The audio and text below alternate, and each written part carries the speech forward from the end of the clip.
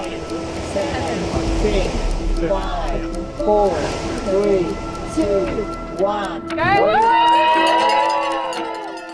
Running hurts, for all of us. Even elites like Vlad, across everything from road marathons to mountain races, he's become a master of handling pain. But is that something you're born with, or is it expert level preparation?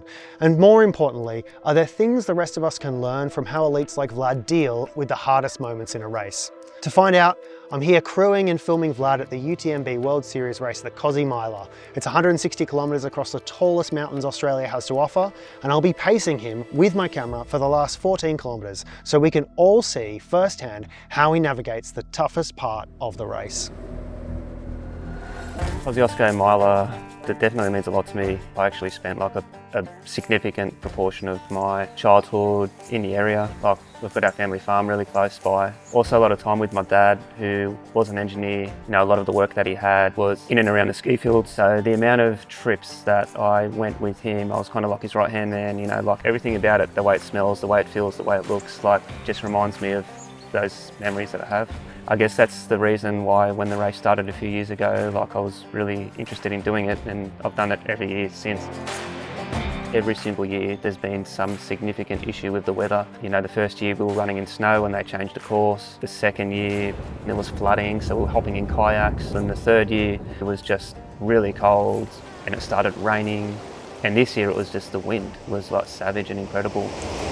Having a why and really sitting down and thinking about that, or knowing what it is to you, is incredibly important, because it's what keeps you going even though it's just so difficult.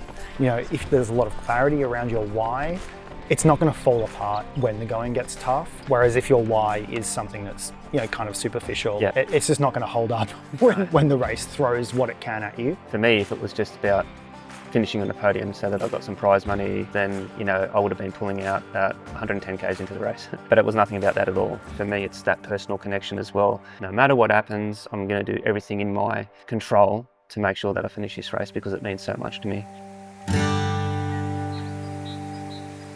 You know, when did you realise in the race that it wasn't quite going to plan? There was a couple of times, and the first time was when I got to Charlotte's Pass.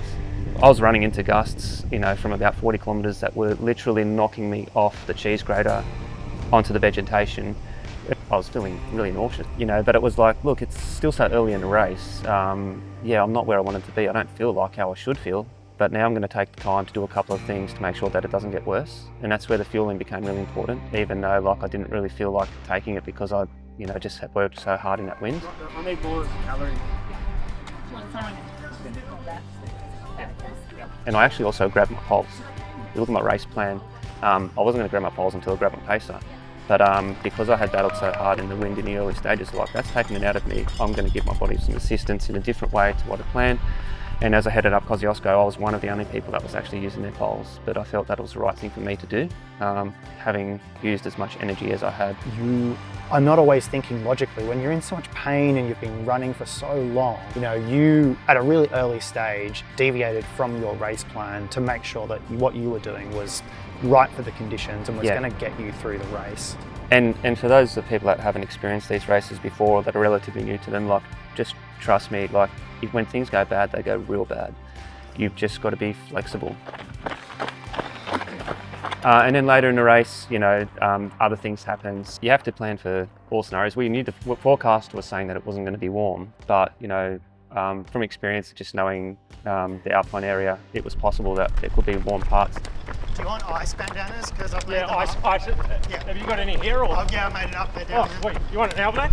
Yeah. It's the first time I've used an ice bandana like that. It's definitely something I'm going to be using in the future. And it just kept cool, and then I only ended up using it for about 2 hours, but it was just at the right time of the day when it was quite warm. And then after that it started getting cold again, which is crazy. It only takes something really little to spiral out of control and cause a DNF. A big part of the day towards the latter stages was just making sure that I did all the things that were in my control right, so that I could get to that finish line eventually. 40 kilometres from the finish, one of my feet was really banged up.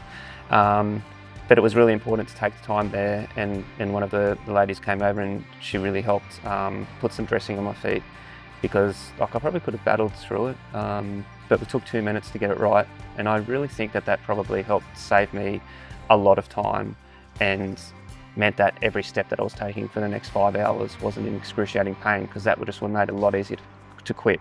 Use the cramp fix as well in that aid station in a way that's different to how you would normally use it. I think sometimes, like when you have that nausea, you just want to have something to try and like stamp on it, and I had the cramp fix, and after a couple of minutes it actually calmed that down. Because my aid station stop was probably only 4 or 5 minutes there, but I think it saved me, a good couple of hours. Obviously, fueling is a huge part of Vlad's race, as is the case for all of us. So to help with that, we've partnered with Fix Nutrition to give you 15% off their range of awesome endurance fuel. From drink mixes to gels to the cramp fix that Vlad swears by, Fix have it all, and we're really grateful to them for supporting the channel and helping to make this video possible. So in a long race like this, how do you manage your mindset and stop yourself from, spiraling into, a state of negativity? Things become more achievable if they're smaller. When it was pretty hard, for me, it was like from Bullock Flat onwards, but there's actually all these little markers on the trail, and they were saying like so many kilometres to Village Green, and like there was one every kilometre. I just was focusing on that, and I was saying to myself, I'm gonna run the whole next kilometre, and then if I need to, I'll just reset and walk for 30 seconds and then run again.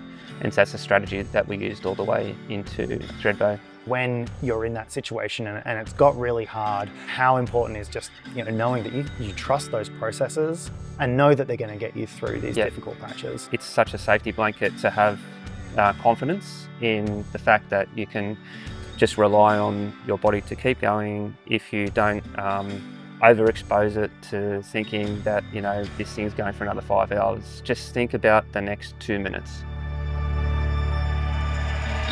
Cheryl and Josh and Sarah and yourself, you were there helping crew but also filming, and like everything was pretty calm, and like I know that you guys were so chaotic and busy, and like getting around the course was not easy at all, but that was never exuded onto me. I was also like just comfortable knowing that you guys were there to help me. So like, what do you need? Let's sort it out, let's deal with it, and just really trusting that process, and yeah, it worked really well. Having people that can help you objectively look at the conditions of the day and the race and how you're looking, and sort of, give you some objective advice or feedback and just make logical decisions about what you need to do to get through the race. Yeah, Cheryl was checking how much I'd eaten. It was like when I was in the race, you need to eat this, you need to have something, you don't want that? Okay, what about this? You don't want that? Okay, what about this?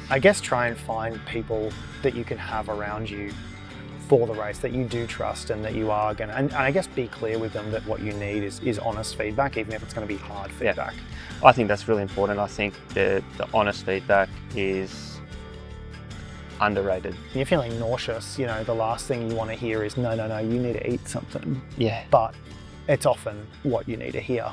I just needed that, that was just like a perfect kind of, role of a crew member.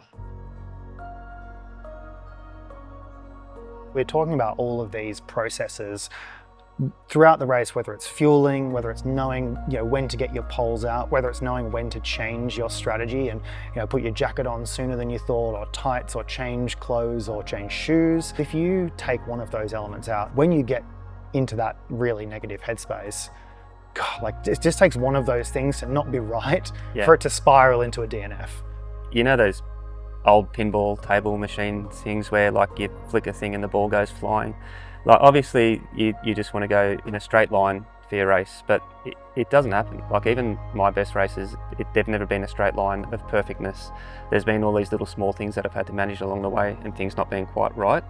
And so you're like this ball getting bounced around, getting to that end goal, and you've just got to limit the bounce by having all of these strategies in place. And if you can kind of make your way down the course like that, rather than being thrown wildly across and letting yourself get really distracted and down and upset about things that are happening, then you're going to get there. Oh mate, looks like we've got a bit of downhill if you want to. Oh, I feel sick, man. Yeah, okay. Just got to get to the edge. Everybody that does these events hurts. It means so much to somebody when they cross the finish line, because they've been able to work through adversity and achieve something so significant when it felt like it was just probably going to be all too hard. It's part of the reason why people keep showing up for these events. That's part of the reason why I keep going back, is because they are really hard, and it means so much to you when you do finish it, because it's going to help you in so many other aspects of your life.